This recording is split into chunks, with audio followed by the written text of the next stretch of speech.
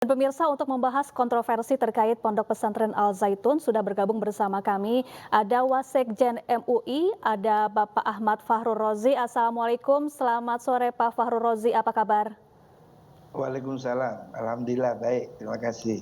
Baik, terima kasih sudah bergabung bersama kami di iNewsroom. Pak Fahrul Rozi, sejauh ini bagaimana perkembangan penelusuran ataupun investigasi yang dilakukan oleh MUI terhadap Pondok Pesantren Al Zaitun? Ya, jadi mungkin perlu kita telusur sebelumnya.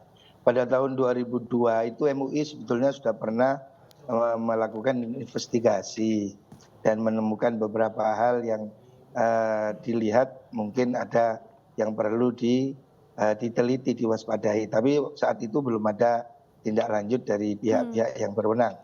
Kemudian hari ini kita melihat beberapa kali ada banyak kontroversi yang disebarkan melalui medsos berupa ujaran-ujaran yang dianggap meresahkan masyarakat. Makanya MUI sudah mengirim orang-orang ke sekitar sana untuk bertanya, melakukan investigasi secara non formal dan juga secara formal kita akan kirim tim untuk membuktikan apakah itu suatu kesengajaan atau sebuah ajaran atau sebuah yang supaya ini kan kita tidak bisa menghukumi tanpa data yang valid ya. Jadi kita mesti melakukan pengumpulan data yang baik dan kemudian kita salurkan pada yang berwenang, karena Majelis Ulama Indonesia juga sifatnya kan mitra pemerintah.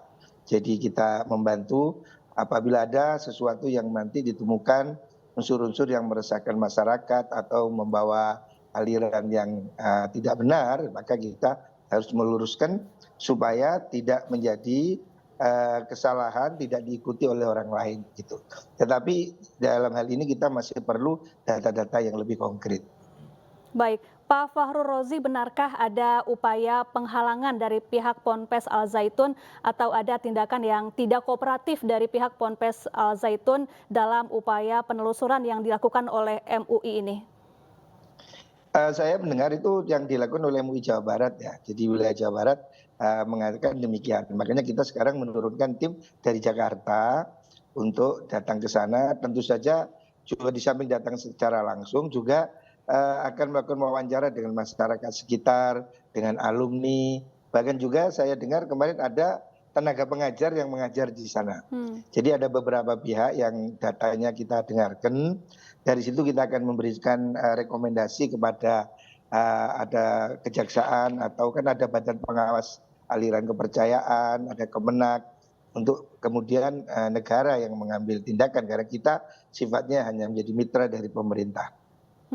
Ya, sejauh ini apakah pernah ada komunikasi dengan pimpinan ataupun pemilik dari Ponpes Al Zaitun, Panji Gumilang, untuk membicarakan masalah ini? Apa yang disampaikan oleh pemilik maupun pimpinan Ponpes Al Zaitun kepada pihak MUI? Dekade terakhir ini belum ya. Ini kan baru saja ya kita tersentak dengan misalnya kemarin dia melakukan statement ini, statement itu. Tapi itu semua kan kita dengarnya dari medsos ya. Kan tidak adil kalau kita hanya menghukumi dari sepihak. Makanya MUI ingin melakukan investigasi dan jika mungkin bertemu sehingga supaya ini ada tabayun ya. Apakah memang benar-benar mereka menyebarkan satu paham yang tidak sesuai dengan paham yang diyakini mayoritas umat Islam, ataukah itu hanya kemudian salah paham, salah tafsir atau apa. Ini yang masih kita akan telusuri lebih dalam. Kita berharap masyarakat tidak emosional untuk melihat perkembangan ini secara jernih gitu. Baik, sejauh ini berdasarkan catatan dari MUI, apa saja kerancuan-kerancuan yang diduga ada dalam proses pengajaran pendidikan agama di sana maupun praktik ibadah di Ponpes Al Zaitun, Pak Fahrul Rozi? Ya seperti kemarin kita lihat mereka sholat hari raya dengan cara yang tidak lazim ya, memakai kursi dengan jarak yang jauh dan perempuan duduk di depan dan ada orang non muslim. Itu sebetulnya memang bukan sesuatu yang sangat prinsip, tapi kita ingin melihat apakah itu memang betul-betul mereka ajarkan. Terus kemudian pimpinannya mengatakan bahwa wanita itu boleh menjadi imam sholat Jumat, khotib sholat Jumat. Nah itu apa sekedar statement atau apakah memang ajarkan dan praktekkan seperti itu. Itu kan termasuk contoh sesuatu yang tidak ada dalam ajaran Islam, kemudian khotib perempuan, imam sholat Jumat perempuan. Nah itu apakah sekedar statement yang dia sebut dengan mazhab Soekarno ataukah itu memang betul-betul dilaksanakan, diajarkan. Nah, kalau ini kan beda ya. Apakah itu kekeliruan atau itu memang kesesatan, itu kan Mhm. bisa dilihat dari faktanya nanti. Jadi belum ada penjelasan dari pihak Ponpes ya hingga saat ini terkait hal-hal tersebut, Pak Fahru Rozi?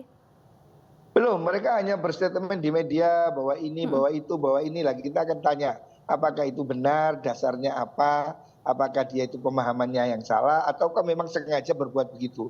Saya Mhm. dengar mereka meragukan Al-Quran, bahwa ini bagaimana? Benar nggak? Apakah salah omong? Nah, saya kira ini kan kita harus mengumpulkan data yang valid, supaya kita tidak menghukumi dengan medsos ya. Sekarang ini kan medsos gencar sekali, dan masyarakat Ya. sudah resah. Nah, tapi kita berharap ini kita bisa lihat dengan jernih dan memang betul-betul kita lihat Mhm. data yang bukti yang valid bahwa ini memang tidak benar atau sesat atau seperti apa. Kita tunggu kesimpulan dari tim yang Ya. kita turunkan. Ya, jadi apa sebetulnya kendala yang dihadapi dalam proses penelusuran terhadap Ponpes Al Zaitun ini, Pak Fahru Rozi? Karena ini sudah meresahkan masyarakat begitu, Pak. Jadi begini ya, pesantren-pesantren itu pada umumnya itu kan terafiliasi dengan ormas seperti Hmm. NU, Muhammadiyah, itu kan open, mereka Ya. open kurikulumnya, open sistemnya sehingga siapapun bisa masuk. Sementara Al-Zaitun ini kan lebih tertutup sekali dan dia tidak berafiliasi kepada siapapun sehingga kita tidak bisa ngukur kalau kita tidak masuk ke dalam. Sementara masuk ke dalam tentu kan harus izin. Kalau bukan aparat keamanan kan tidak Mhm. boleh memaksa masuk.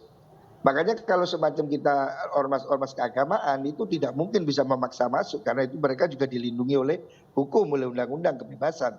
Tetapi apabila memang nanti ditemukan data-data awal bahwa terjadi penyimpangan, maka pemerintah tentu saja atas nama hukum mereka boleh bertindak dan melakukan pemaksaan kalau memang itu diperlukan. Tetapi kalau sipil tentu tidak bisa melakukan hal itu. Baik, terakhir Pak Fahru Rozi, jika Ponpes Al Zaitun terbukti melakukan sejumlah penyimpangan, apa sanksi yang bisa dijatuhkan kepada Ponpes Al Zaitun? Kita tidak bisa berandai-andai ya, nanti kita lihat kesimpulannya apa. Tapi kalau Kementerian Agama itu bisa menjatuhkan sanksi dengan mencabut izin operasionalnya. Karena Baik. lembaga pendidikan ini kan ada akreditasinya, ada izin operasionalnya. Kalau izin itu diambil, dicabut oleh pemerintah, maka otomatis mereka menjadi tidak punya legalitas. Dan Mhm. itu salah satu sanksi yang bisa diberikan. Adapun kalau itu menyangkut masalah hukum, masalah kasus pelecehan, kasus apa yang memerlukan penodaan agama, itu tentu ada pasal yang lain. Lalu bagaimana dengan para santri di sana yang kadung menerima ajaran yang keliru begitu, Pak Fahru Rozi? Ya kita berharap semuanya masih bisa diluruskan ya. Karena sebetulnya kalau seorang itu berbicara dengan ilmu, tentu dia harus bisa menerima kebenaran. Mhm. Artinya kalau mereka itu ada dalil, ada Baik. dasarnya bisa kita diskusikan, bisa kita luruskan. Bahwa agama ini kan rasional sekali. Mhm. Tidak bisa kita ngarang sendiri gitu kan. Mhm. Nah kalau kecuali mereka memang menolak jalan yang benar, tidak mau mengikuti lah itu nanti mungkin ada sanksi-sanksi hukum yang bisa Baik. diterapkan. Tapi kita berharap santri-santrinya tetap dilindungi, jangan sampai mereka kemudian terkatung-katung. Tentu saja ada kebijakan-kebijakan yang jangan sampai merugikan masyarakat Baik. yang tidak bersalah. Baik, terima kasih Pak Ahmad Fahru Rozi, Wasekjen Majelis Ulama Indonesia telah bergabung bersama kami di iNewsroom.